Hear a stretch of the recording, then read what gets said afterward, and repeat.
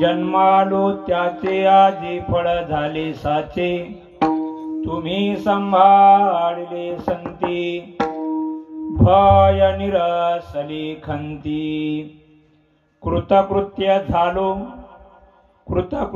झालो इच्छा केली ते पावलो तुम्ही संभाळले संती भय निरसली खंती तुका म्हणे काळ आता करू न शके बळ तुम्ही संभाळले संती भय निरसले खंती विठ्ठल विठ्ठल विठ्ठल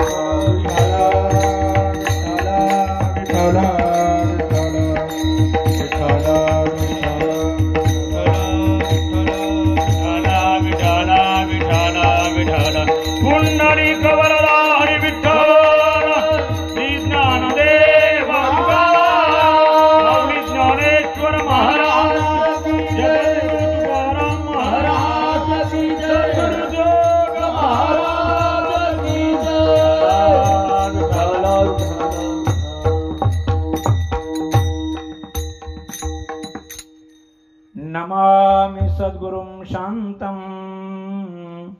सच्चिदानंद विग्रहं पूर्ण ब्रह्म परानंदं ईशमानंदि वल्लभं ब्रह्मानंदं परमसुखदं केवलं ज्ञानमूर्तिं द्वन्द्वातीतं गगनसदृशं तत्त्वमस्यादिलक्ष्यम् एकं नित्यं विमलमचलं सर्वादिसाक्षिभूतं भावातीतं त्रिगुणरहितं सद्गुरुं तं नमामि वसुदेवसुतं देवं कंसचाणूरमर्दनं देवकी परमानन्दं कृष्णं वन्दे जगद्गुरुं मूकं करोति वाचालं पङ्गुं लङ्घयते गिरिं यत्कृपातमहं वन्दे परमानन्दमाधवं पांडुरंगा करो प्रथमा पांडुरंगा करो प्रथमा नमन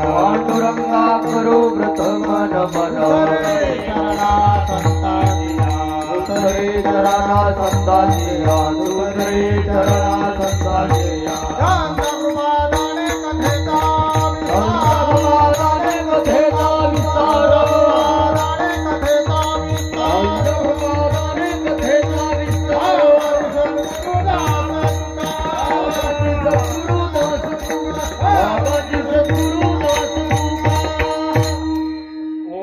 मनोजे आद्या वेद प्रतिपाद्या जे जे स्वसंविद्या आत्मरूपा देवा तोची गणेशो सकलार्थमते प्रकाशो म्हणे निवृत्तीदासो अवधारी जोजी शरण शरण हनुमंता तुम्हालो रामदूता काय भक्तीच्या त्या वाटा मज दावाव्या सुबटा श्री संतांची या माथा चरणाभरी श्री संतांची या माथा चरणाभरी श्री संतांची या माथा चरणाभरी श्री संतांची या माथा चरणाभरी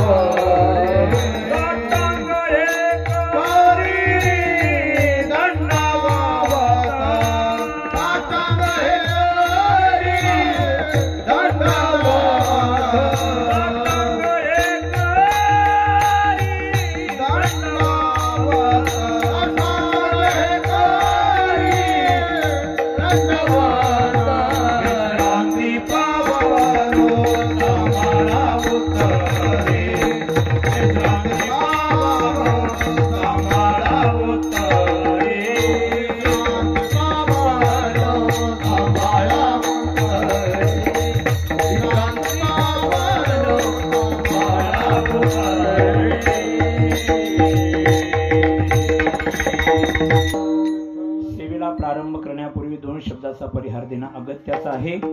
सर्वांना ज्ञात आहे, सर्वांना श्रुत आहे की आजची कीर्तन रूपी सेवा कोणत्या निमित्ताने आहे, कोणत्या कारणाने आहे. पण एक वक्त्याचं कर्तव्य म्हणून 2 शब्दाचा परिहार.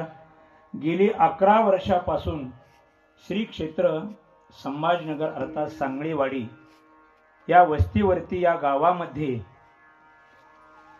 भगवान परमात्म्याच्या अतिव दयेने अतिव कृपेने आणि पवित्र पावन अशा हनुमंतरायाच्या दरबारामध्ये हा चालू असणारा अखंड हरिनाम सप्ताह तथा ग्रंथराज ज्ञानेश्वरी पारायण सोहळा, त्याचप्रमाणे ग्रंथराज ज्ञानेश्वरीवरती ज्ञानामृत निरूपण अशा सर्व कार्यक्रमाने युक्त असणारा हा अखंड हरिनाम सप्ताह आहे. आणि 3ऱ्या दिवसाची कीर्तन रूपी सेवा या सप्ताहामधील आयोजक मंडळी असणारी श्री धर्मराजे प्रतिष्ठान, शंभूराजे प्रतिष्ठान सांगळेवाडी अर्थात या तरुण मंडळीच्या माध्यमातून, सर्व भजनी मंडळाच्या माध्यमातून अर्थात सर्व गावकरी मंडळीच्या आज्ञेने आजची 3ऱ्या दिवसाची कीर्तन रूपी सेवा माझ्या वाटेला आली आहे. विढाळा सेवेकरता मात्र या ठिकाणी सर्वच ज्येष्ठ श्रेष्ठ मंडळी उपस्थित आहेत.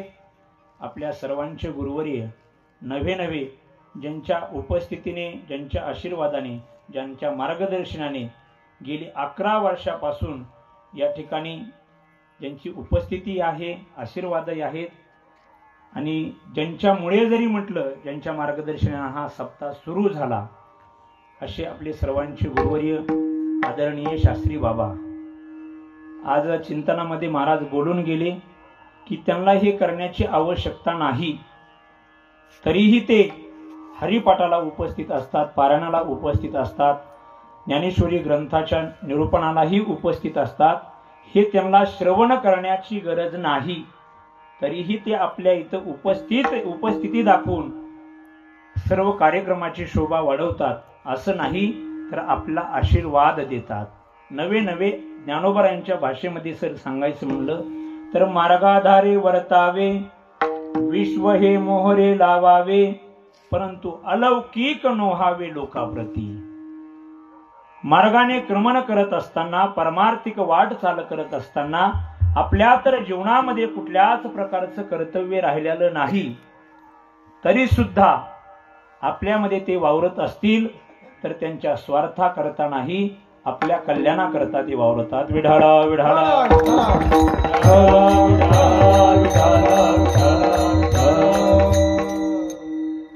बरं, ते काही फक्त नावाचे शास्त्री नाहीत, नाहीतर आजकालच्या शास्त्रीचं अवघड झालेलं आहे. त्यांच्या खिशामध्ये सहज जरी हात घातला ना तरी पावडरचा डबा निघतो, फेअर अँड लवलीचा डबा निघतो, सुंदर अशा प्रकारचा कंगवाही निघतो, मुख दिसण्यापुरता आरसाही निघतो, धोत्राचा काठ कसा असतो सांगायची गरज नाही. आणि या सर्व बहिरंग अवस्थेने जो युक्त आहे त्याला आज वारकरी संप्रदायामध्ये शास्त्री म्हटलं जातं दुर्दैव. विठाला विठाला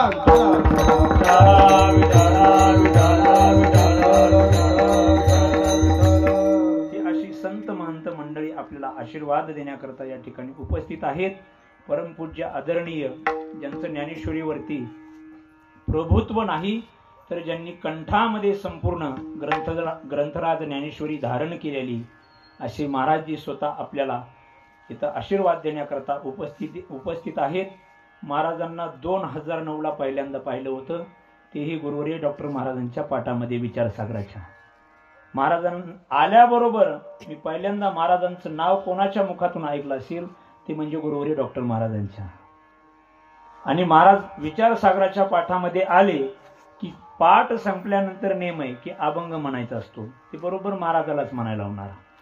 आणि तेव्हापासून मी महाराजाला पाहतोय. आणि जेव्हा जेव्हा डॉक्टर बाबांकडे आम्ही दर्शनाला जातो संस्था पूर्ण झाल्यानंतरही, त्यावेळेस वारी असेल काही असेल काय योगायोग आहे माहीत नाही, याही समाधी सोहळ्याला आम्हीही दर्शनाला गेलो होतो आणि महाराजही त्या ठिकाणी दर्शनाला आले होते. कारण गुरुवर्य डॉक्टर महाराज म्हणजे आम्हा सर्व साधकांची आज आळंदीमधली आई. विठाला विठाला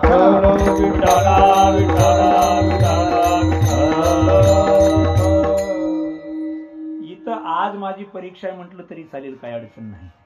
कारण मी संप्रदायामध्ये ज्यावेळेस आलो नव्हतो आणि मला धोतर आणि हे दांडेकर शर्ट घालायचंही कळत नव्हतं, त्याच्या अगोदरही 10-15 वर्षापूर्वी ही सर्व शास्त्री मंडळी झालेली आहेत. महाराजांची ज्ञानेश्वरी कंठस्थ आहे. नवे त्यांची ज्ञानेश्वरी कंठस्थ पाहून वारकरी संप्रदायातल्या अनेक साधकांनी तोच आदर्श घेतलेला आहे. आणि त्यांनी ज्ञानेश्वरी पाठ केल्यानंतर आपणही आपल्या जीवनामध्ये 9033व्या आपल्या कंठामध्ये धारण कराव्यात अशी अंतकरणामध्ये बऱ्याच साधकांच्या वृत्ती झाली. आणि आपल्या वारकरी संप्रदायामध्ये त्यांचा आदर्श घेऊन हजारो साधक ज्ञानेश्वरी कंठस्थ आजही आहेत. विठाला विठाला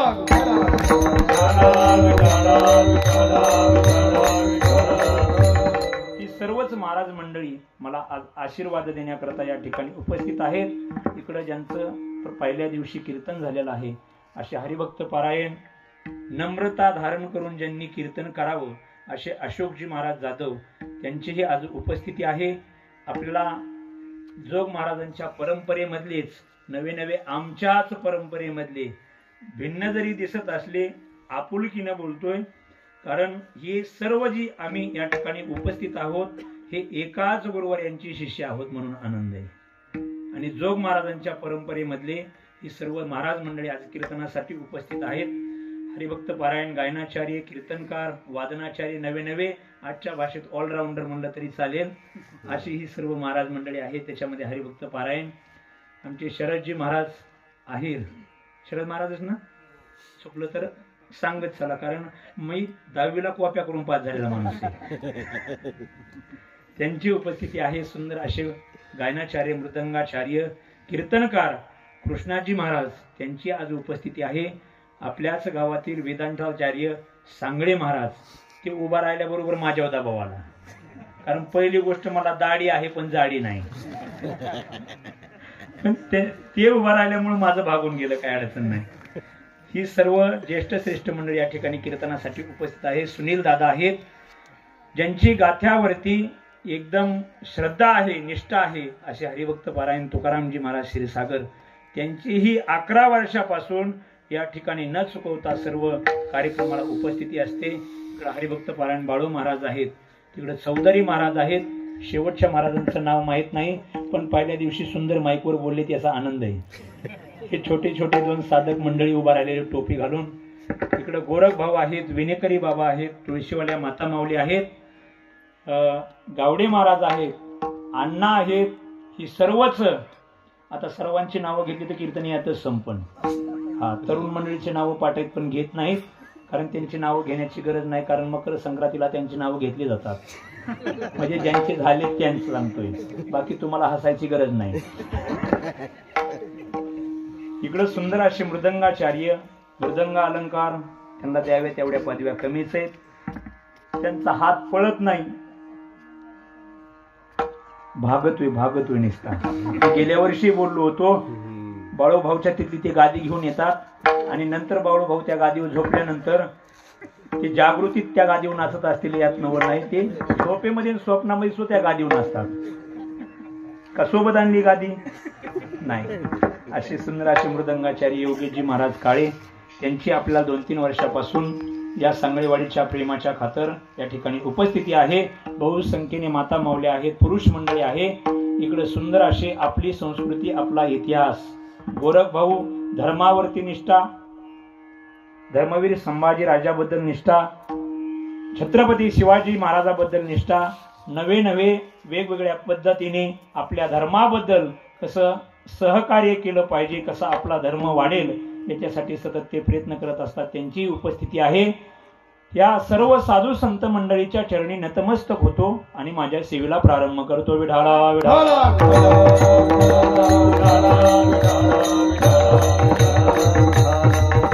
ही खरी जोग महाराजांच्या संस्थेतली परीक्षा म्हटलं तरी चालेल. इथं वास्तविक जर पाहिलं तर माझा कीर्तन करण्याचा अधिकार नाही, पण तुमच्या आशीर्वादाने, तुमच्या कृपेने ही माझी वाणी बोलते, हे कीर्तन होतंय. जसं जगद्गुरु तुकोबाराय नाटाच्या अभंगामध्ये बोलतात की कृपया केली संतजनी माझी अलंकारेली वाणी, प्रीत हे लाविली कीर्तनी तुका चरणी लोळत असे. मी बोलत नाही, माझी वाणी जी अलंकृत केलेली आहे तुम्हा सारख्या संतांच्या कृपेने अलंकृत झाल्यामुळे या ठिकाणी मला प्रीत हे लाविली कीर्तनी, या कीर्तनाची आवड तुम्हा संतांच्या कृपेने झालेली, म्हणूनच मी अभंग घेतलाय. तुम्ही सांभाळले संती भय निरसली खंती. विढाळा विढाळा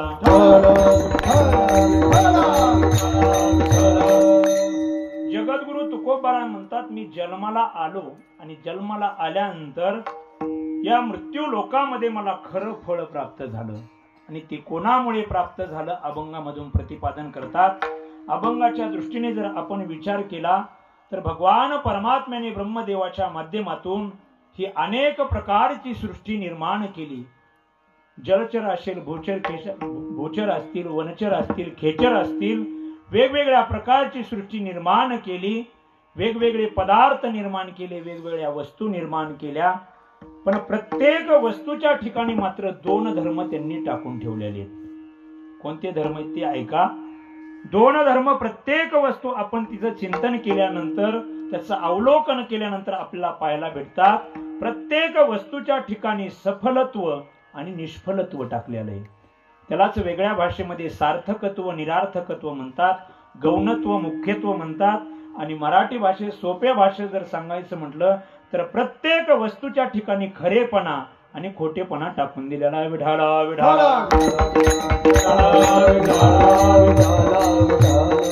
कुठलीही जगातली वस्तू घ्या, प्रत्येक वस्तूच्या ठिकाणी सफलत्वही सापडते आणि निष्फलत्वही सापडते, सार्थकत्वही सापडते, निरार्थकत्वही सापडते, गौणत्वही सापडते, मुख्यत्वही सापडते, खरेपणाही सापडतो आणि खोटेपणाही सापडतो.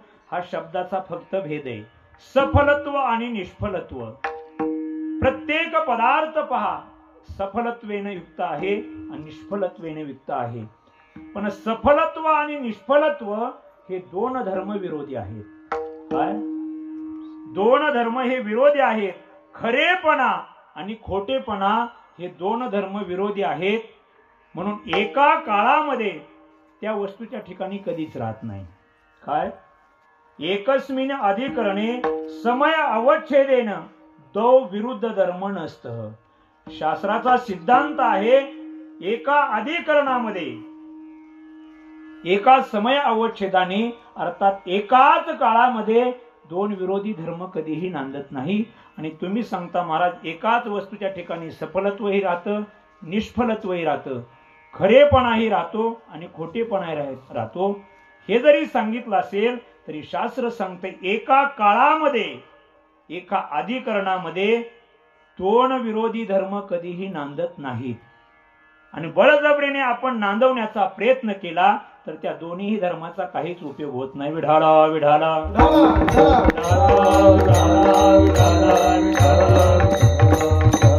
काहीच उपयोग होत नाही.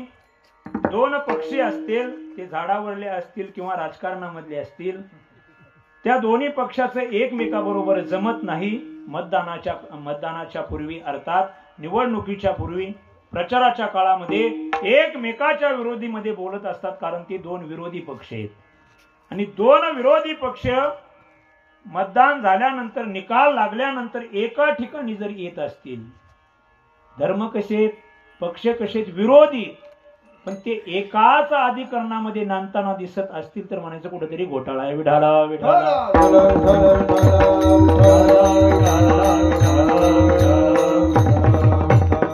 दोन विरोधी धर्म जर एका अधिकरणामध्ये बळजबरीने आले, तर त्या दोन्ही धर्माचा काही उपयोग होत नाही. ग्लास रूपी अधिकरण घ्या. एका ग्लासामध्ये तुम्ही दूध घ्या. एका काळामध्ये दूध घेतलेलं आहे, पुन्हा ते दूध टाकून दिलं किंवा पिऊन घेतलं, आणि तो ग्लास धुतल्यानंतर त्याच्यामध्ये रॉकेल किंवा डिझेल टाकलं, तर त्या ग्लासामध्ये दूध रूपी धर्मही राहिलेला आहे आणि डिझेल रूपी धर्मही राहिलेला आहे. दूध आणि डिझेल हे दोन्ही विरोधी धर्म आहेत, एका ग्लासामध्ये राहू शकत नाहीत, नांदू शकत नाही असं नाही. कोणी म्हणेल महाराज काही बोलता, आम्ही एकाच काळामध्ये अर्धा ग्लास दूध टाकतो आणि अर्धा ग्लास डिझेल टाकतो, राहतंय का नाही बघू. राहणारच, पण उपयोग दोन्हीचाही होणार नाही. काय, अर्धा ग्लास तुम्ही दूध घेतलंय पवित्र, पाहे पा दूध पवित्र आणि गोड. दूध पवित्र आहे, गोड आहे, पण ते जलशीचं नाही, ते गावरान गायचं दूध गोड आहे. आम्ही विनोदाने बाबा सांगत असतात की ब्रह्मदेवाच्या सृष्टीमधली म्हणजे गावरान गाय आहे, विश्वामित्राच्या सृष्टीमधली म्हणजे म्हैस आहे, आणि हरिभक्त पारायण शरद महाराज पवार यांच्या सृष्टीमधली जलशी. पण त्या जलशीच्या जीव आपला सप्ताह चाललाय. विढाला विढाला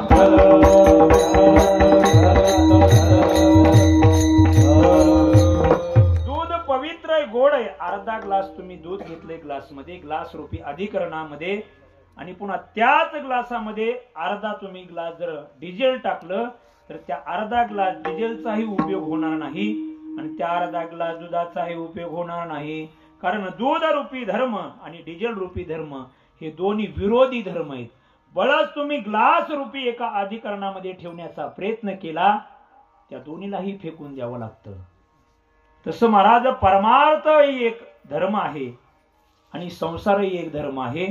आपण परमार्थही करायचा बघतो आणि संसारही करायचा बघतो, पण या शरीर रूपी अधिकरणामध्ये, अंतकरण रूपी अधिकरणामध्ये एक तर परमार्थ राहील, नाही तर संसार राहील. तुम्ही म्हणले महाराज तसं कसं चालणार, मला दोन्ही करायचे. सप्ताह आहे तोपर्यंत माळ घालायची, आणि सप्ताह झाला की नंतर मग रामकृष्ण हरी. सप्ताह आहे तोपर्यंत पांढरी पिशवी, सप्ताह झाल्यानंतर कोणती पिशवी तुमची तुम्ही बघा.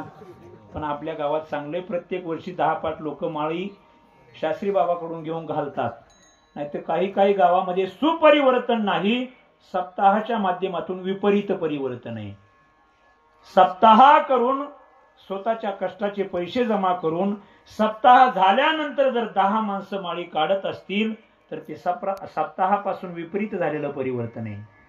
पण सप्ताह झाल्यानंतर जर आपल्या अंतकरणामध्ये पवित्र वृत्ती बनून जर पवित्र तुळशीची माळ घालण्याची वृत्ती होत असते, तर सप्ताहामधून झालेलं सुपरिवर्तन आहे. विढाला विढाला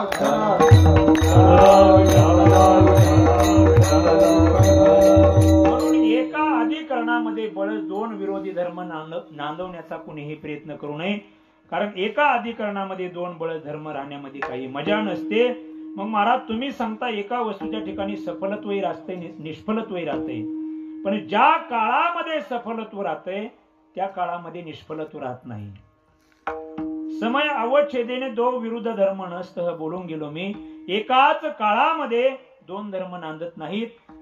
एका अधिकरणामध्ये एखाद्या वस्तूमध्ये खरेपणा जर राहत असेल तर खोटेपणा राहत नाही, आणि खोटेपणा राहत असेल तर तिथं खरेपणा राहत नाही.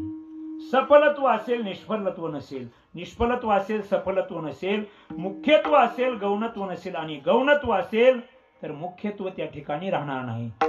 पण महाराज तुम्ही सफलत्व, निष्फलत्व, सार्थकत्व, निरार्थकत्व, गौणत्व, मुख्यत्व, खरेपणा, खोटेपणा हे दोन्ही धर्म एका वस्तूच्या ठिकाणी एका काळामध्ये राहत नाहीत. पण आम्हाला सांगा की कोणत्या काळामध्ये सफलत्व राहतं आणि कोणत्या काळामध्ये निष्फलत्व राहतं. कोणत्या काळामध्ये वस्तूच्या ठिकाणी ती वस्तू खरी आहे हे सिद्ध होतं आणि कोणत्या काळामध्ये ती वस्तू खोटी आहे हे सिद्ध होतं. थोडक्यामध्ये ऐका, आपल्याला सफलत्व आणि निष्फलत्व ऐकलं की अभंगामध्ये सरळ प्रवेश आहे. विठाला विठाला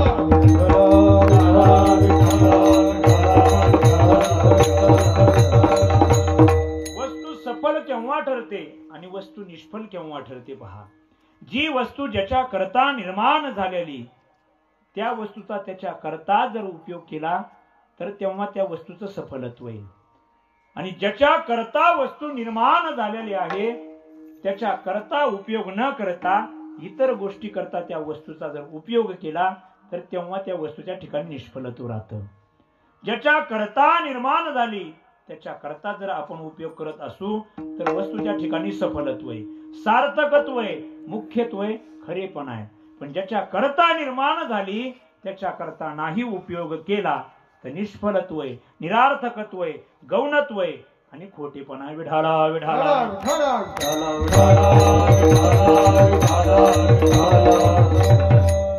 जगामधली कुठलीही वस्तू घ्या, ज्याच्या करता निर्माण झाली तिचा त्याच्या करताच उपयोग व्हावा.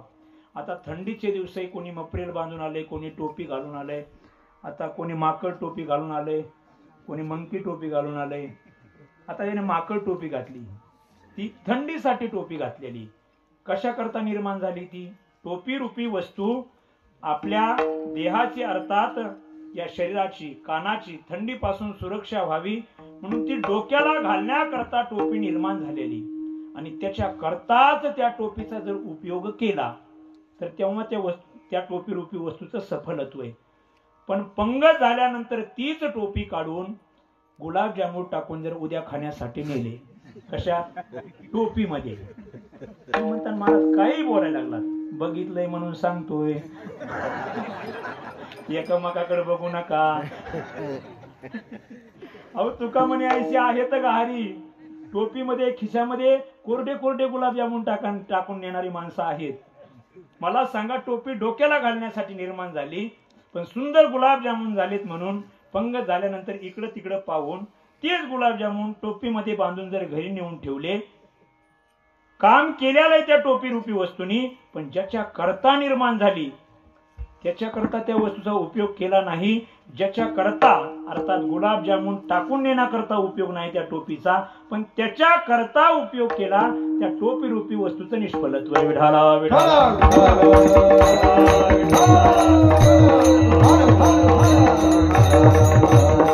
आता ही सुंदर अशी शुभम भाऊची साऊंड सिस्टम आहे. या साऊंड सिस्टमच्या माध्यमातून भजनाला उपयोग केला जातो, कीर्तनासाठी उपयोग केला जातो या माईकचा.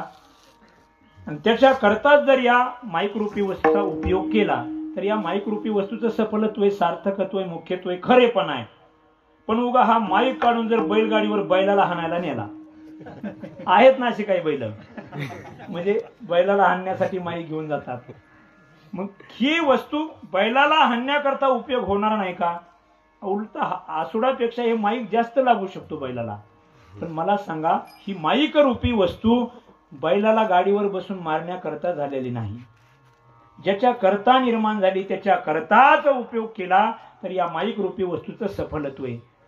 आणि ज्याच्या करता निर्माण झालेली नाही, अर्थात बैलाला मारण्याकरता निर्माण झाली नाही, त्याच्या करता जर आपण उपयोग केला तर या माईक रूपी वस्तूचं निष्फलत्व आहे. विठाला विठाला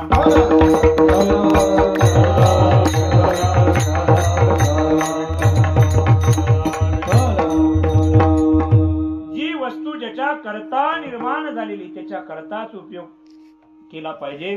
गुरुवर्य मारुती बाबा पाठामध्ये दृष्टांत सांगत असतात, तुमच्या सर्वांच्या परिचयाची एक वस्तू आहे आणि ती सर्वांच्या म्हणण्यापेक्षा एका व्यक्तीचं जास्तीत जास्त ती वस्तू प्रेमाची आहे.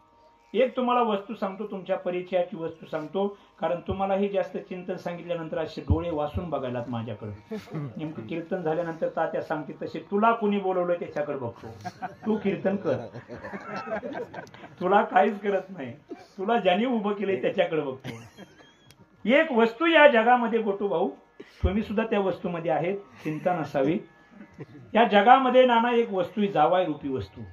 जावाय म्हणलं की स्माइल द्यायला लागलेत लगेच. मला सांगा गोटू भाऊ, जावाय रूपी वस्तूवर सर्वात जास्त प्रेम कोणाचं असतो? बोला बोला. हा झालं नाही? बोला की. बाबा नाही, बाबाला नाही विचारत. आता बाबाला ऐकू दे, कारण विचारलं तर सासू नसण्याचा म्हणजे प्रसंग येऊ शकतो. बरोबर आहे का नाही? पण सर्वात जास्त भाऊसाहेब जावाय रूपी वस्तूवर कोणाचं प्रेम असतं? स्माइल देऊ नका, प्रश्नाचे उत्तर देत चला. कोणाचं असतं? सासूबाई आहेत ना? कुठली सासरवाडी? अहो बोला की. हा सासूबाई तर हे भगवान जय बजरंग बली. त्यांना वाटतं सासू बद्दल काही जर बोललं तर न जाणो सासूबाईने हनुमंतराया पोडा गदा घेऊन आपल्याला टाकला. काय गदा टाकला हो तुम्ही? आता तर अवघडच झालं, टावर खाली.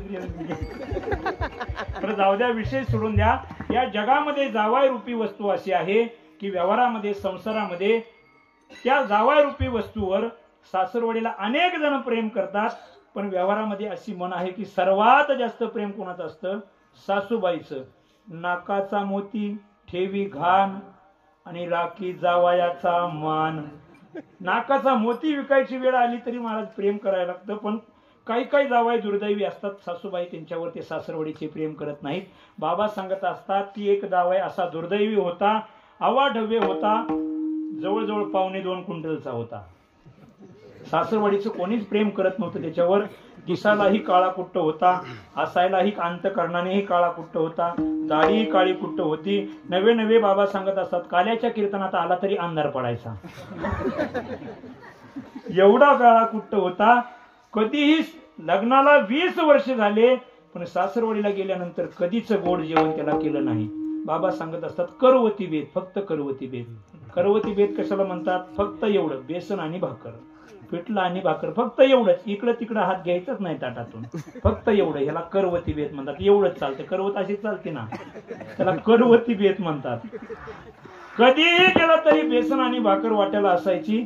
जावाई जेवायचा, निघून यायचा. पण 20 वर्षानंतर एकदा जावाई सासरवाडीला गेला. जावयासाठी सांगत नाही, सिद्धांताकरता सांगतो. ज्ञानोबरायांनी सिद्धांताकरता दृष्टांत अनेक दिलेत. दृष्टांताकरता दृष्टांत नाही, सिद्धांता करतायत. पण आपण व्याघ्रमुखी श्रोते आहेत, त्यामुळे विपर्यास करणार नाहीत. जावाई सासरवाडीला गेला पण 20 वर्षानंतर मात्र सासूबाईंनी पुरणपोळीचा बेत केलेला आहे. बालुशाही, गुलाबजामुन, जिलबी, वडे सुद्धा केले छोटे छोटे दुपारी. वेगवेगळ्या प्रकारचे पदार्थ बनवले. जावायला आश्चर्य वाटलं, 20 वर्षापासून इथं येतोय मी, आतापर्यंत कधीच नाही. नेमका पूर्वेचा दिवस काय पश्चिमेकडून निघलाय का काय? जावायला तर भीतीच वाटू लागली.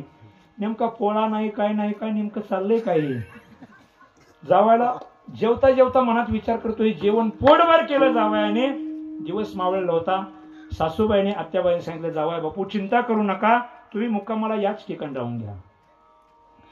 आज मुक्कामाला राहायचं नाही जावया बापू, 2-3 महिने इथंच राहून घ्या. जावयाला वाटलं कधीच मुक्कामाला, 20 वर्षात मुक्काम केला नाही सासूवाडीला. आज सासूबाई काय म्हणतात आत्याबाई कळत नाही. सासूबाईने सांगितलं 3 महिने जायचं नाही जावया बापू, आणि तुम्ही जर राहिलात तर तुमच्यामुळं आम्हालाही दूध खायला भेटन आणि तुम्हालाही दूध खायला भेटन. जावयाला प्रश्न पडला, माझ्या राहण्यामुळे यांनाही दूध खायला भेटन आणि मलाही दूध खायला भेटन, या प्रश्नाचं काही उत्तर मिळालं नाही. सासूबाई आत गेलेल्या होत्या, जावाई दारात होते. जावाईने हाक मारली, आत्या तुम्ही आता आत या. मला एक प्रश्न आहे, माझ्या राहण्यामुळे तुम्हालाही दूध खायला भेटन आणि मलाही दूध खायला भेटन, राहणं ठीक आहे, पण या प्रश्नाचं उत्तर कळलं नाही. म्हणे माझ्या राहण्यामुळे दूध तुम्हाला आणि मला खाण्यापेक्षा भेटायचा काय संबंध आहे? त्या सासूबाईने सांगितलं, जावाई बापू आमच्या घराच्या पाठीमागे एक म्हैस आहे, म्हैस, आणि ती 4-5 दिवसापूर्वी जणली, व्याली, आणि तिथं जे वगारू होतं ना, वगारू टोनग, ते म्हणे मरून गेले. म्हणे मग मी काय करू? ते बरोबर तुमच्यासारखं दिसत होतं म्हणे. कोणासारखं? तुमच्यासारखं दिसत होतं. तुम्ही जर त्या म्हशी समोर नुसतं जाऊन जरी बसलात तरी 4-5 लिटर दूध दिल्याशिवाय राहणार नाही. आता मला सांगा, जावाय रूपी वस्तू म्हशी समोर बसण्याकरता निर्माण झाली का प्रेम करण्यासाठी? जावाय रूपी वस्तूचा आदर आतिथ्य करून सन्मान करून त्यांना व्यवस्थित आपल्या गावाला जर लावलं तर त्या जावाय रूपी वस्तूचं सफलत्व आहे. पण तीच जावाय रूपी वस्तू दुधाच्या आशेने जर म्हशी समोर बसवली जात असेल तर जावाय रूपी वस्तूचं निष्फलत्व आहे. विठाला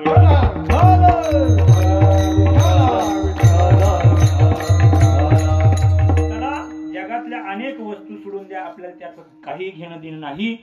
ही देहरूपी एक वस्तू आहे. सिद्धांत लक्षात ठेवा, ज्याच्या करता जी वस्तू निर्माण झाली त्याच्या करता त्या वस्तूचा उपयोग केला तर सफलत्व आहे, आणि ज्याच्या करता निर्माण झाली त्याच्या करता उपयोग नाही केला तर त्या वस्तूचं निष्फलत्व आहे. मग आपल्या जगातल्या वस्तूकडे काही पाहण्याची गरज नाही. ही देहरूपी वस्तू आपल्याला प्राप्त झालेली. या देहरूपी वस्तूचं सफलत्व केव्हा आहे आणि देहरूपी वस्तूचं निष्फलत्व केव्हा आहे? ज्याच्या करता देहरूपी वस्तू आपल्याला भगवान परमात्म्याने दान दिलेली त्याच्या करताच या देहरूपी वस्तूचा उपयोग केला तर ही देहरूपी वस्तू सफल आहे. आणि ज्याच्या करता निर्माण झालेली त्याच्या करता उपयोग नाही केला तर या देहरूपी वस्तूचं निष्फलत्व आहे. विढाळा विढाळा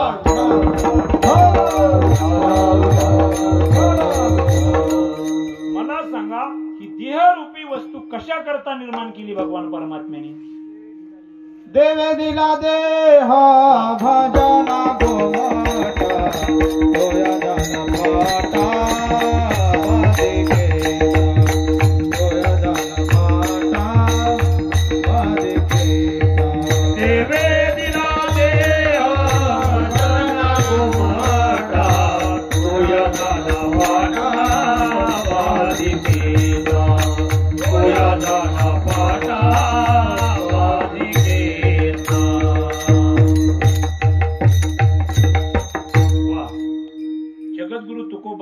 एकाच चरणामध्ये सफलत्व ही सांगतात आणि निष्फलत्व ही सांगतात. देवे दिला देह भजना गोमटा, आणि ज्याच्या करता नर देह दिलाय भजना करता ते भजन जर केलं तर सफलत्व आहे, पण ते न करता इतर गोष्टी केल्या तर तो या झाला फाटा बाधिकेचा.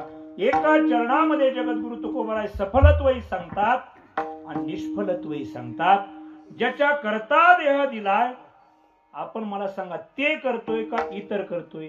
ज्याच्या करता निर्माण झालाय त्याला प्राधान्य देतोय का इतर गोष्टीला प्राधान्य देतोय? हा, महाराजांनी प्रमाण दिलं की देवे दिला देह भजना गोमटा.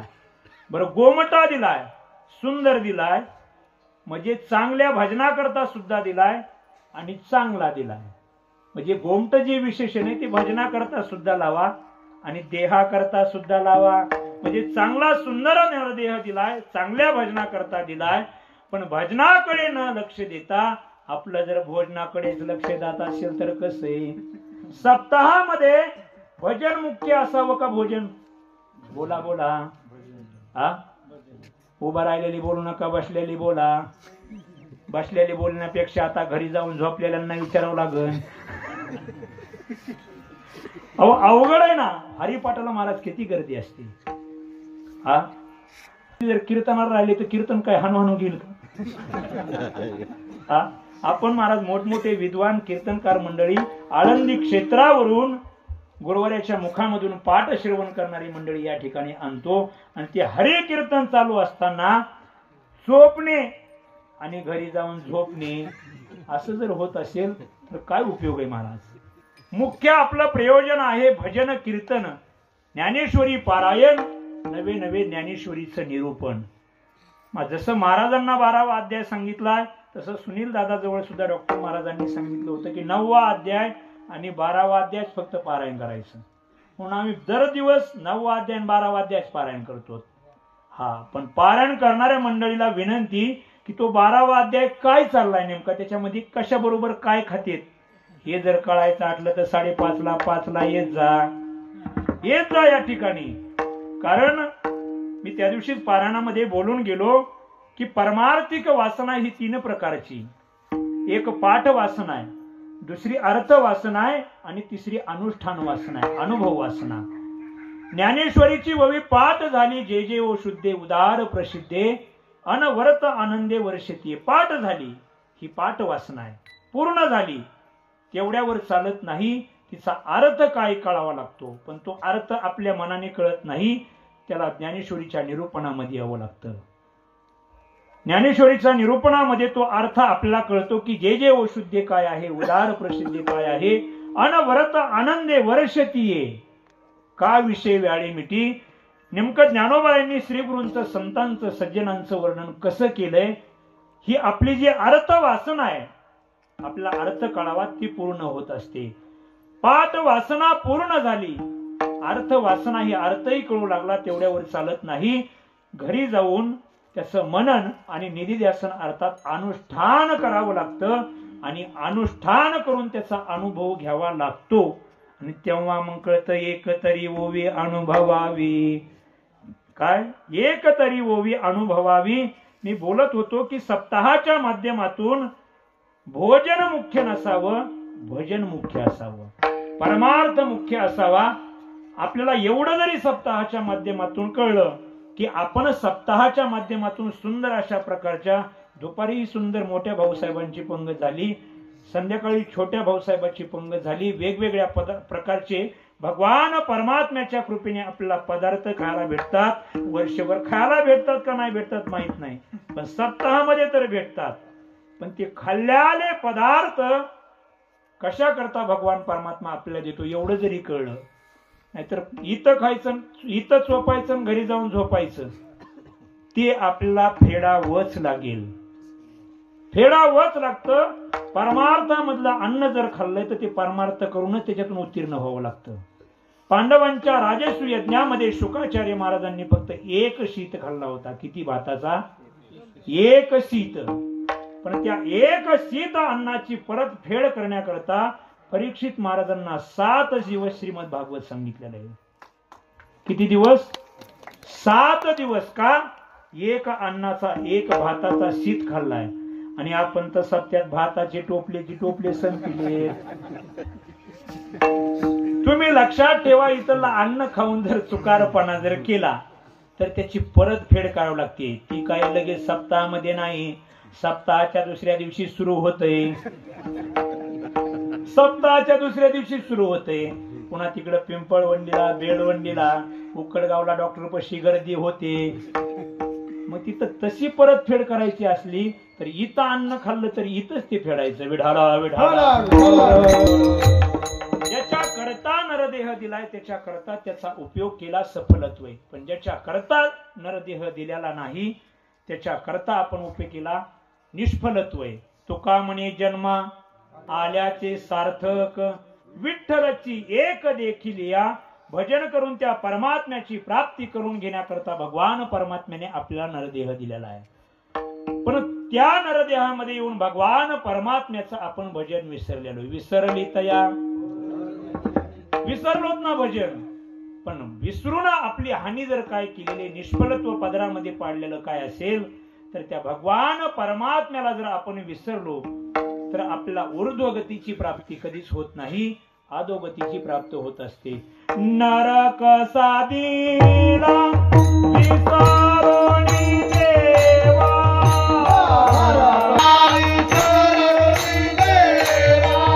नरक साधीला विसरोनी देवा,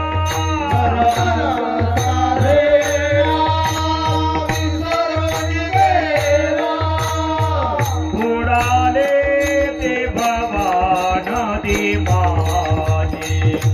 बुडाले ते भवानी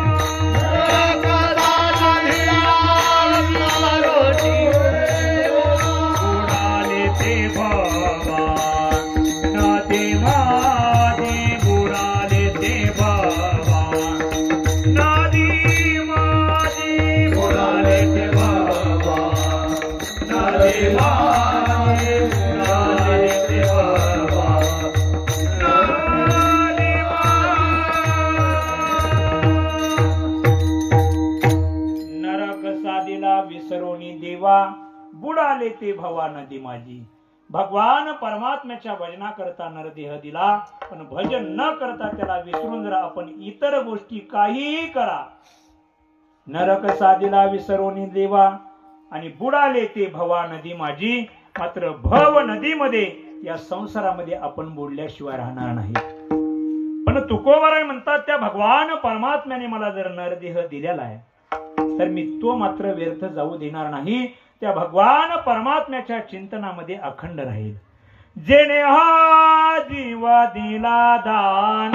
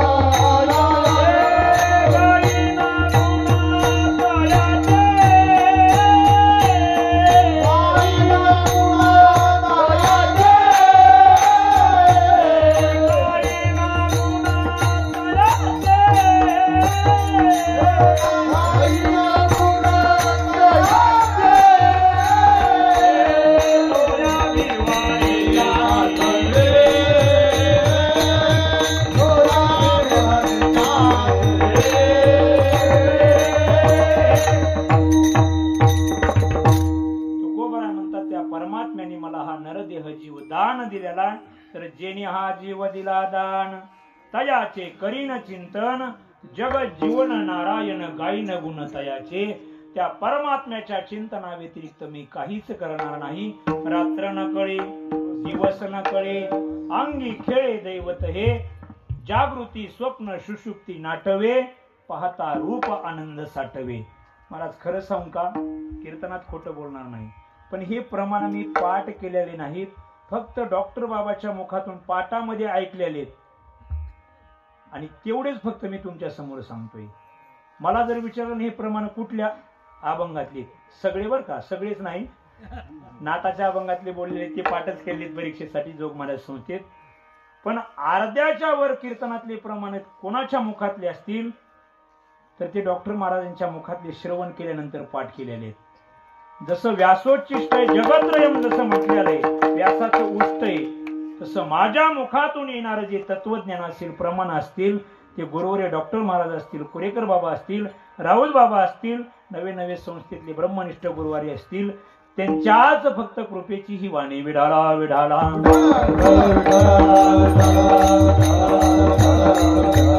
तुकोबाराय म्हणतात मी त्या चिंतनामध्ये रत राहणार आहे. पण एकदा त्या चिंतनामध्ये रत असताना तुकोबाराय चिंतने चिंतने तद्रूपता तच्चिंतनम तत्कथनम अन्योन्य तत्प्रबोधनम एतदेक परत्वं च ब्रह्माभ्यासम विदुर्बुधः मच्चित्ता मद्गत प्राणः बोधयन्त परस्परम कथयन्तश्च मां नित्यं तुष्यन्ति च रमन्ति च. अशा प्रकारचं तुकोबारायांचं चिंतन झाल्यानंतर तुकोबारायांच्या जीवनामध्ये असा एक दिवस आला की तुकोबारायांच्या या जन्माचं, या नरदेहाचं सफलत्व झालेलं आहे. तुकोबाराय म्हणतात मी जन्माला आलो त्या भगवान परमात्म्याचं चिंतन करून त्या भगवान परमात्म्याची अशी कृपा झाली, नवे नवे भगवान परमात्म रूपी खऱ्या फळाची प्राप्ती झाली. अभंगाचं पहिलं चरण. जन्माला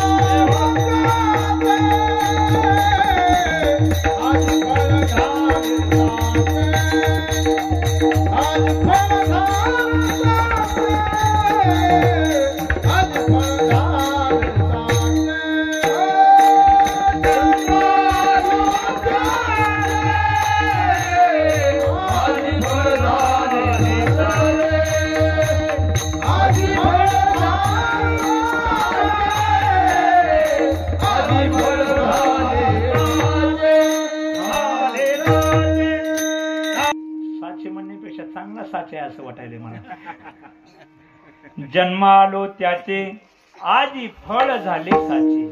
तुकोबराय म्हणतात मी जन्माला आलो पण त्याचं खरं फळ मिळाले मला. आजी फळ झाले साचे, साचं नाम खरं फळ झालं म्हणतात. अर्थात खरं फळ प्राप्त झालंय. पण जन्माला आल्यानंतर कधी आजी, आजी म्हणजे आजी पंजी नाही बरं. हा, आजीच्या अगोदरची जी असते त्याला काय म्हणतात पंजी. मग इथं सांगायची तुकोबराला ती म्हणजे आजी नाही. मग तुम्ही म्हणता पंजी सांगायची का? पंजी नाही. आजी म्हणजे आज, आता. तुकोबराय म्हणतात आज फळ प्राप्त झालंय पण ते खरं फळ प्राप्त झालंय. फळ दोनच आहेत. तुम्ही म्हणता कोणते? गोटूबाया म्हणे एक पेरूचं, दुसरं डाळिंबाचं, दुसरं फळच नाही. एक परमार्थिक फळ आहे आणि दुसरं संसारिक फळ आहे. संसारिक जे फळ आहे त्याला तर ज्ञानोबारायांनी फळ म्हटलेलंच नाही. फुलंही म्हणलेलं नाही, फळही म्हणलेलं नाही, काहीच म्हणलेलं नाही 15व्या अध्यायामध्ये. उग मानायचं म्हणून त्याला निष्फळ कसं म्हणायचं म्हणून फळ म्हणायचे. पण खरं फळ जर कोणतं असेल तर ते परमात्म रूपी फळ आहे. आणि तुकोबराय म्हणतात ते साच आहे, खरं आहे. नाहीतरी संसाराला खोटच म्हणलंय ना, फलकट तो येते सार भगवंत. सार शब्दाचा अर्थ आहे खरं. खरं फळ प्राप्त झालं म्हणतात तुकोबराय. पण ते खरं फळ कोणतं असेल तर परमात्म रूपी फळ आहे, आत्मरूपी फळ आहे. पण तुकोबराय म्हणतात ते आज प्राप्त झाले. आजी फळ झाले साचे. आज म्हणतात त्याचा अर्थ आतापर्यंत झालं नव्हतं. काय? आतापर्यंत फळ प्राप्त झालं नव्हतं. त्या फळाकरता अनेक जन्मामध्ये आम्ही साधना केली. बहुजन्मी केला लाग तो हा भाग लादलो. जीव देईन हा बळी करीन होळे संसारा. बहुजन्मी केला लाग म्हणतात तुकोबराय. पण तो लाग सिद्ध होत नव्हता. आजी फळ झाले साचे. आज मात्र त्या परमात्मा रूपी फळाची प्राप्ती झाली. आतापर्यंत मागे बहुता जन्मी, मागे बहुता जन्मी हेची करीत आलो आम्ही, हेची करीत आलो आम्ही. काय करीत आलो तर आम्ही नामाचे धारक, नेनो प्रकार अनेक, सर्व भावे एक विठ्ठलची प्रमाण हे आम्ही मागे करत आलेलो. आणि त्याचं फळ स्वरूप म्हणून आजी फळ झाले साची. तुकोबराय म्हणतात अनेक जन्मामध्ये केलेली साधना आज मात्र खऱ्या फळाच्या माध्यमातून प्रगट झालेली. जसं निळोबारायच्या गवळणमध्ये गवळणी म्हणतात की त्या श्रीकृष्ण रूपी परमात्म्याची आम्हाला आज प्राप्ती झालेली. अनेक जन्मापासून त्याची साधना करत होतो. अंतकरणामध्ये इच्छा होती, अर्थ होते, पण ती प्राप्त होत नव्हती. परमात्मा रूपी इच्छा पूर्ण होत नव्हती. आज मात्र झालेली. होते बहुता दिवस अर्थ वागविले.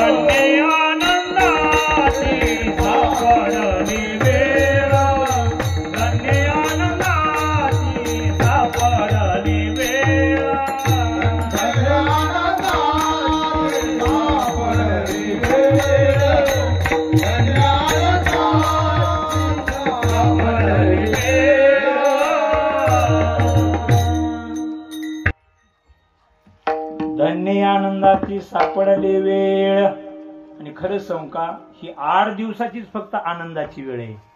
धन्य ही आनंदाची सापडली वेळ. तुम्ही आपल्या जीवनाला तपासून पहा. सप्ताह 8 दिवसाचा संपल्यानंतर सप्ताहामध्ये जो 8 दिवसामध्ये आनंद प्राप्त होत होता, महाराज बोलले आज प्रवचनामध्ये की जे जे ओ शुद्धे उदार प्रसिद्धे अनवर्त आनंदे, धन्य ही आनंदाची सापडली वेळ आहे. जे संत महात्मे आपल्यावर आनंदाचा वर्षाव करत असतात, तो फक्त अमृताचा आनंदाचा वर्षाव फक्त 8 दिवस आहे. 8 दिवस संपले की वर्षभर फक्त महाराज आपल्यावर दुःखाचाच वर्षाव आहे. आपला आपण जीवन तपासून पहा. फक्त एवढाच आनंद आहे, दुसरा आनंद नाही. पण केव्हा होते बहुत दिवस अर्थ वागविले, आजी अकस्मात फळ देऊ आले, आजी फळ झाले साचे. दृष्टी श्रीहरीची देखिली पाऊले, घेतले जन्म मागे त्याचे सार्थक झाले. हो, तुकोबराय म्हणतात आतापर्यंत जन्म घेतले होते त्याचं खरं फळ मला प्राप्त झालंय. आपण पुढे चालूया, तुकोबरायांना विचारूया, तुम्हाला परमात्मा रूपी खरं फळ प्राप्त झालंय हे तुम्ही स्वतःच्या बळावर प्राप्त केलंय का दुसऱ्याच्या जीवावर उड्या मारायला लागलेत? कारण दुसऱ्याच्या झेंड्यावर, दुसऱ्याच्या पताकावर पंढरपूर करणारी बरेच आहेत.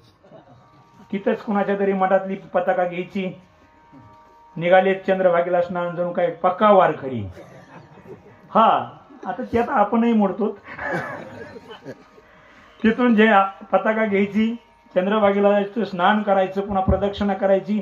तिथं आलं की नंतर त्याची त्याला पताका, दुसऱ्याच्या झेंड्यावर पंढरपूरही नाही पताकेवर. तुकोबरायांना विचारलं, तुकोबराय तुम्हाला जे परमात्मा रूपी फळ प्राप्त झालंय, तुम्ही स्वतःच्या बळावर प्राप्त केलंय का दुसऱ्याचं बळ घेतलंय? तुकोबराय म्हणतात, मी तर ते परमात्मा रूपी फळ प्राप्त होण्याकरता अनेक जन्मामध्ये साधना करत होतो, पण ते परमात्मा रूपी फळ माझ्या पदरामध्ये पडत नव्हतं, खरं फळ प्राप्त होत नव्हतं. पण तुमच्यासारख्या संतांनी मला सांभाळलं म्हणून ते परमात्मा रूपी फळ पदरात पडलं. अभंगाचं दुसरं चरण. तुम्ही सांभाळे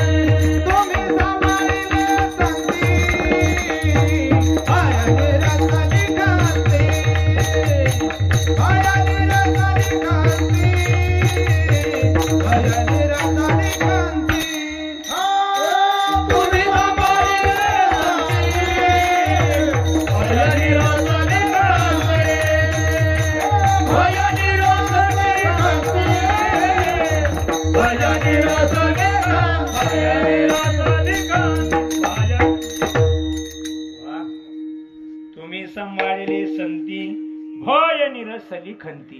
आता मी तर कीर्तनाला उभा राहिलो, मग तुम्ही संतांनी सांभाळलंय म्हणून. तुम्ही सांभाळल्यावर, नाही सांभाळल्यावर मला इथं कीर्तनाला उभं राहता येते का? तुम्ही नाही सांभाळल्यावर सांगळेवाडीत येता येत नाही. सांगळेवाडीमध्ये येता येत नाही. म्हणून तुम्ही सांभाळलेले संती भय निरसली खंती. तुम्ही संतांनी सांभाळलंय म्हणून तुकोबराय म्हणतात मला खरं परमार्थ रूपी फळ प्राप्त झाले. आणि ते परमार्थ रूपी फळ प्राप्त झाल्यानंतर त्या परमात्म रूपी फळाचा परिणाम काय माझ्या जीवनामध्ये जाणवला असेल तर भय निरसली खंती. परमात्मा रूपी फळ प्राप्त झाल्यामुळे माझ्या जीवनामध्ये भीती राहिली नाही, माझ्या जीवनामध्ये खंत राहिलेली नाही.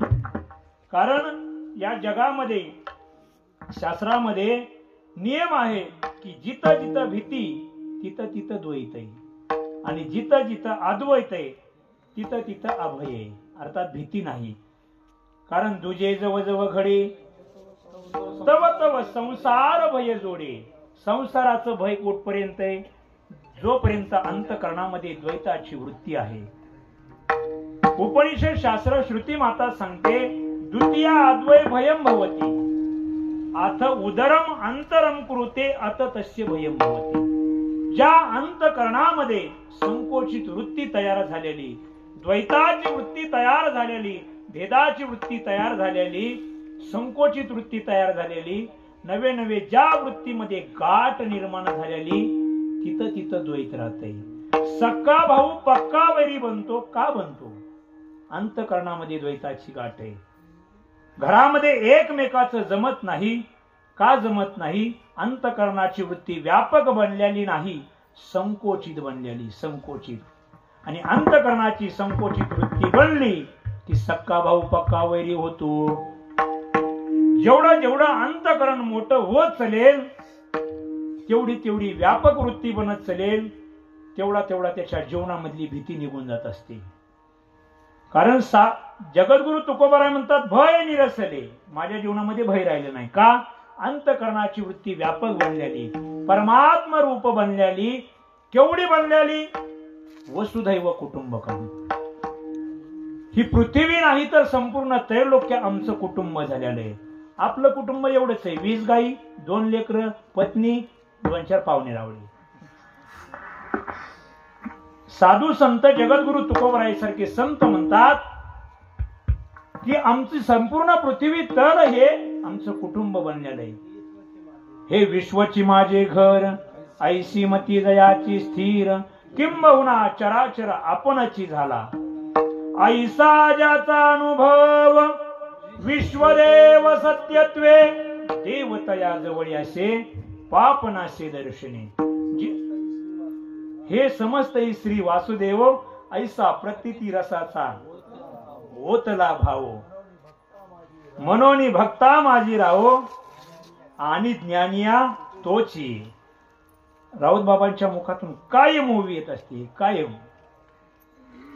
अशी प्रतीती ज्यांची दृष्टी झालेली की जिथं अंतःकरणामध्ये तुका म्हणे भेदाभेद आणि गेला वाद खंडोनी, म्हणून भय नाही. का? द्वैताची अंतःकरणामध्ये वृत्ती नाही, अद्वैताची वृत्ती. जिथं जिथं अद्वैत आहे तिथं तिथं भीती नाही, तिथं निर्भयपणा आहे. सर्व सुखाल्यालो सर्व अलंकार, आनंदे निर्भरा डुलता किंवा आनंदे निर्भया डुलता सर्व सुखाल्यालो सर्व अलंकार, सर्व सुखाल्यालो सर्व अलंकार. तुकोबराय म्हणतात भय निरसले. का? परमात्मा रूपी फळ प्राप्त झालं. त्याच्यानंतर काय झालं तुकोबराय? खंती निरसली. खंतही आमच्या जीवनामध्ये राहिली नाही. जोपर्यंत जीवनामध्ये खंत राहत असते तोपर्यंत माणसाला पुनरपी जननम पुनरपी मरणम हा संसार संपत नाही. खंतीतेन धरा किंवा खंतीतेन करा, होणे गाढव कुत्रा. पण लक्षात ठेवा, खंत वेगळी आहे आणि चिंता वेगळी आहे. साधन उपलब्ध आहे, साध्याची प्राप्ती झाली नाही, त्यावेळेस माणसाला चिंता वाटत असते. पण साधन सामग्री संपूर्ण गेल्याली आणि साध्यही प्राप्त होत नाही, त्यावेळेस माणसाला खंत वाटत असते. तुकोबराय म्हणतात अनेक जन्म मी परमात्म्याच्या प्राप्ती करता तो परमात्मा माझं साध्य होतं, भजन हे साधन होतं. तो जन्म संपत आल्यानंतर भजन मात्र माझ्याकडून होत नव्हतं. जन्म सोडायचं, तो देह सोडायची वेळ येत होते, पण परमात्मा रूपी साध्याची प्राप्ती होत नव्हती. खंत वाटायची की हाही जन्म फुकटच गेला, खंत वाटायची. पण या जन्मामध्ये आजी फळ झाले साचे, म्हणून खंती निरसली. खंत संपल्याली, चिंता वेगळी खंत वेगळी. पण याचं कारण काय असेल तर परमात्म रूपी फळ प्राप्त झालेले. पण ते परमात्म रूपी फळ कोणामुळे प्राप्त झालंय तर तुम्ही सांभाळलेले संती, तुम्ही संताने सांभाळल्यामुळे देवरूपी फळ प्राप्त झालं. त्याचा परिणाम भय संपलं, खंत संपली. तुकोबरायांना विचारलं, तुम्हाला संतांनी सांभाळल्यामुळे तुमच्या जीवनामधली भीती संपली, खंत संपली का? परमात्म रूपी फळ प्राप्त झालं. पण तुमच्या जीवनामध्ये काही इच्छा असेल ना, तुकोबराय म्हणतात आमच्या जीवनामध्ये ज्याही काही इच्छा होत्या त्या पूर्ण झालेल्या आणि आमचं जीवन कृतकृत्य झालेले. अभंगाचं तिसरं चरण. कृतकृत्य झालो, कृतकृत्य झालो, कृतकृत्य झालो, कृतकृत्य झालो.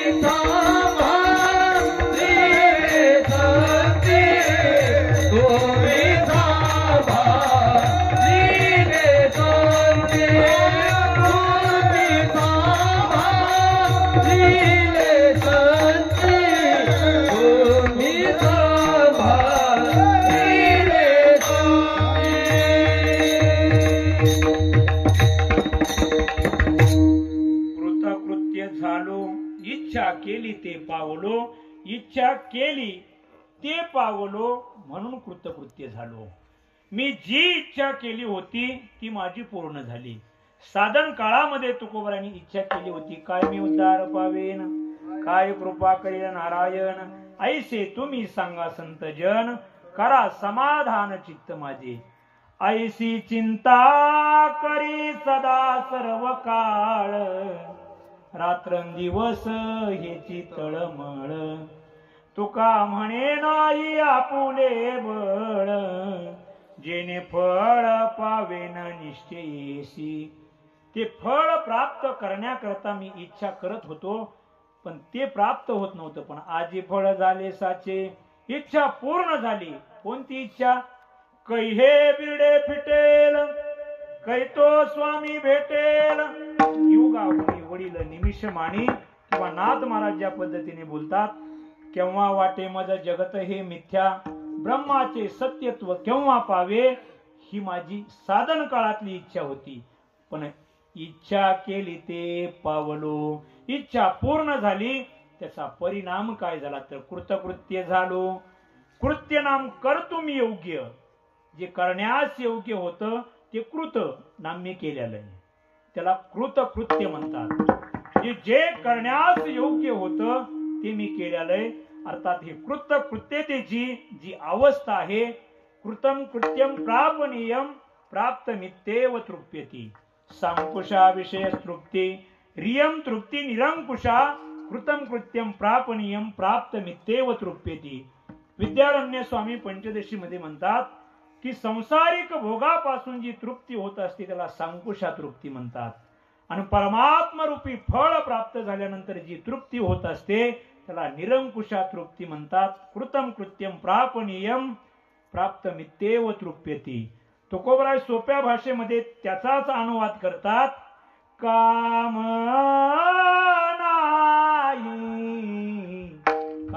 नाही झालो पायी रिकामा. तुकोबराय म्हणतात काम नाही झालो पायी रिकामा. काम नाही म्हणजे काय शेतातलं काय काम नाही असं नाही. मग काम सोडून दिलंय सप्ताहामध्ये एवढं काम नाही असं नाही. आता निश्चिंतीने पावलो विसावा कुंडलिया धावा तृष्णेची या कृतकृत्य झालो. इच्छा केली ते पावलो. ही कृतकृत्यतेची अवस्था अशी आहे की दुःख ते कैचे नये स्वप्नाशी.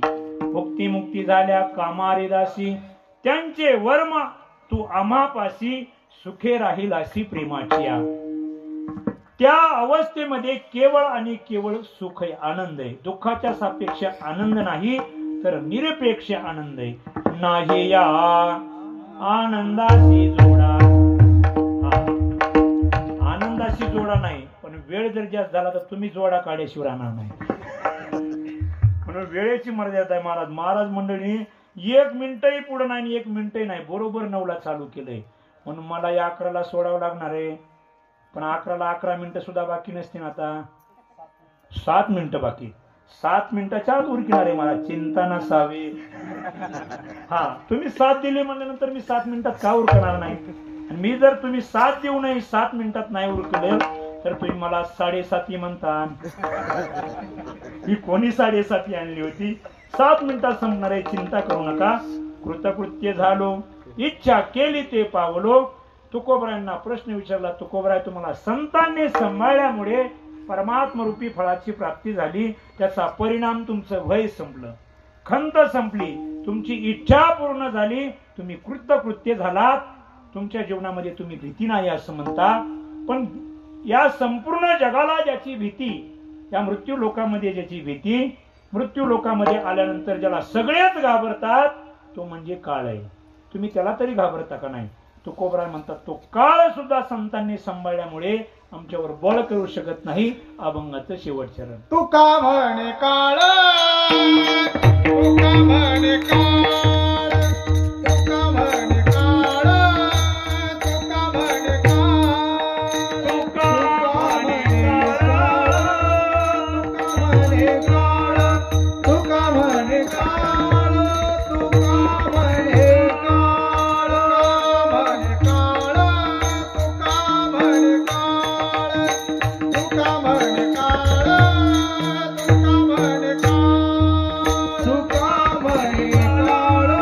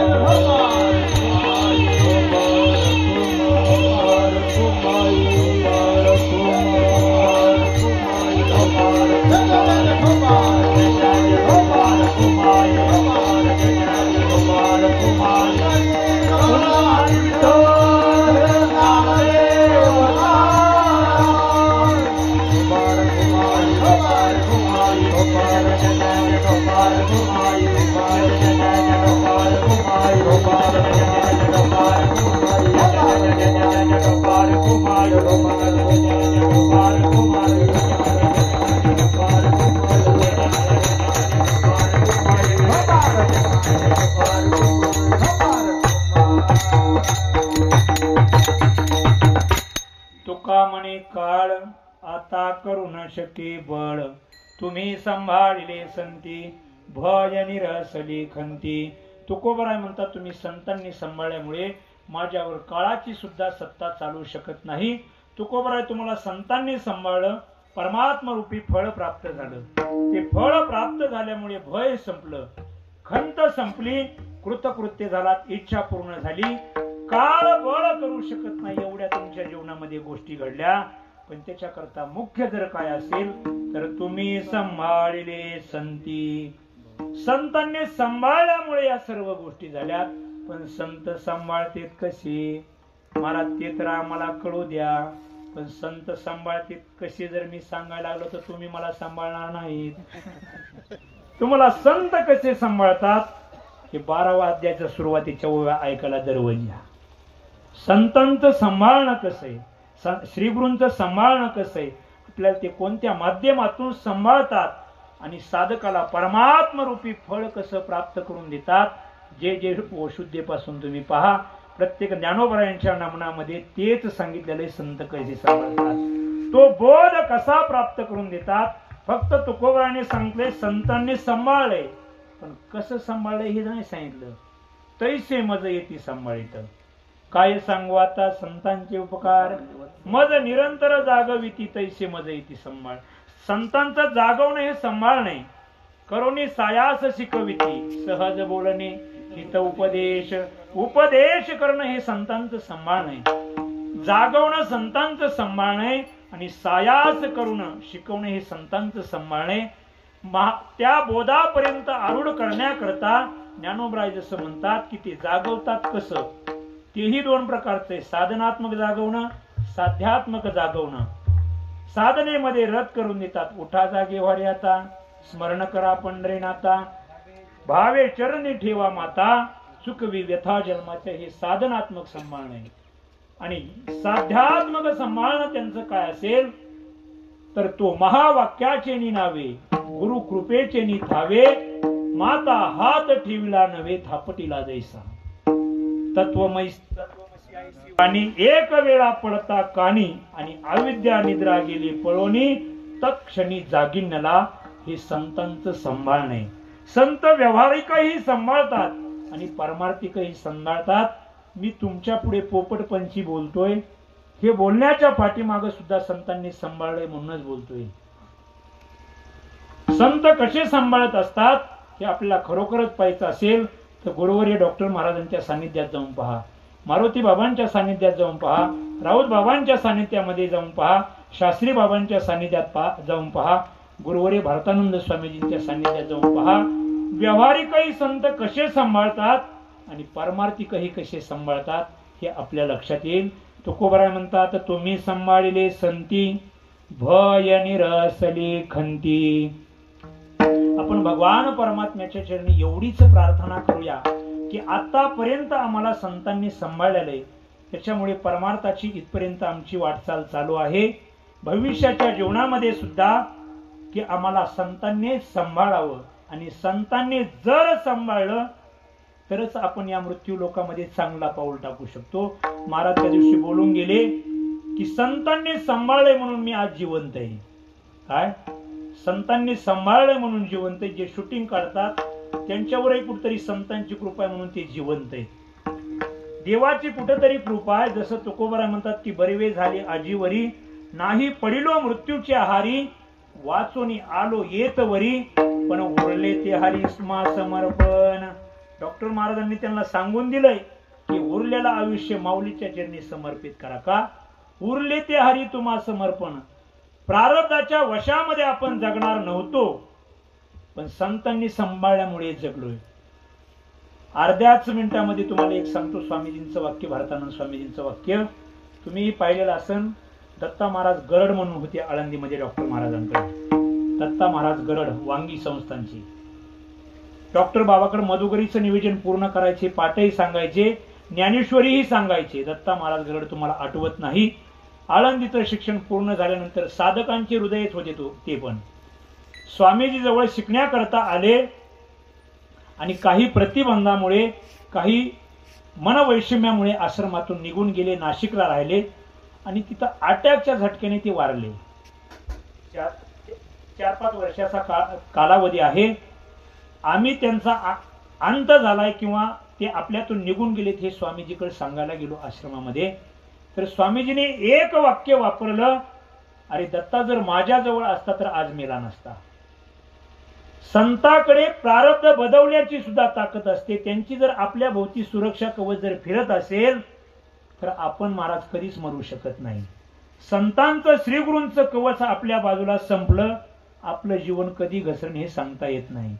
म्हणून संतांची कृपा आपल्यावर कायम राहावी आणि संतांनी आपल्याला असंच सांभाळत राहावं ही भगवान परमात्म्याच्या चरणी प्रार्थना करूया. जसं तुकोबराय म्हणतात, तुम्ही सांभाळलेले संती भय निरसली खंती, झालेली कीर्तन रूपी सेवा हनुमंतरायाच्या चरणी समर्पित करूया. ब्रह्मनिष्ठ